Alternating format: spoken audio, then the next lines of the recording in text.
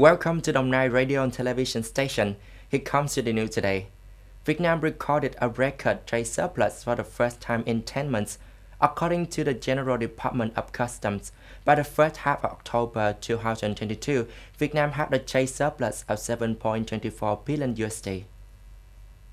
Some commentary groups with a strong export include machinery, equipment, tools and spare parts by 29%, textiles and garments increased by 22.8%, computers, electronic products and components by 14.1%, footwear increased by 39.3%. Goods exported to the largest export markets of Vietnamese increased. Export to the largest markets. The US increased by 22.6%, Korea increased by 16%, Japan increased over 21%. From the beginning of the year until now, the total value of import and export goods of the whole country reached more than 585 billion USD, up 14.5% over the same period in 2021, of which the trade balance achieved a large surplus of the trade surplus of more than 7 billion USD. Exploiting artificial alga woods from Malayan eagle woods is a long-standing profession of people in Tân Phú District, Đồng Nai Province.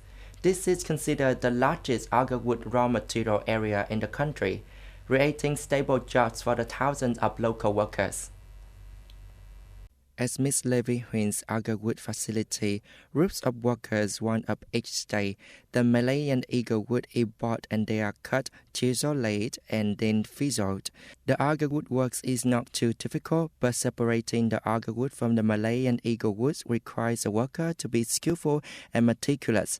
Artificial alga wood is created by injecting inoculants into the trunk of the Malayan eagle wood tree. The tree will separate resin to heal the wound, from which after many years it will form alga wood. From this alga wood, the people of Tân Phú have created many high-value products, especially alga wood essential oil, which have many exported to many countries. Only in the two communes, Phú Trung and Phú Sơn, there are hundreds of establishments making alga wood. For more than 4 years now, special English classes for the elderly is still being maintained regularly throughout the capital Hanoi. For them, age is not a barrier to the knowledge. Deep in a small alley of Hào Lê Street, Dong Da District, is a special English class. The youngest going to school is also over 60 years old. The oldest is 73 years old. From the past 4 years, they all try to come to class every Tuesday afternoon. In Hanoi, there are currently 10 free English classes for the elderly. Students are elderly, and the teaching method is carefully researched by the volunteers so that the student will not be discouraged and improve their learning spirit. Thanks to the will and the energy to study, these special students are surprising and admiring many people. Up to now, they are all confident with their foreign language skills. In an interview with the Germany's World newspaper on Ukraine, Prime Minister Olaf Scholz yesterday emphasized the need to be very careful not to directly lead to the conflict between Russia and the North Atlantic Treaty Organization, NATO. Answering a question from the World newspaper whether he fears that the Russia wars in the Ukraine would escalate into the World War, Prime Minister Scholz predicted that the situation would not develop in this direction, but also such risk cannot be ruled out. The German leader emphasized, it's such a dangerous situation, any carrot steps would be strictly forbidden.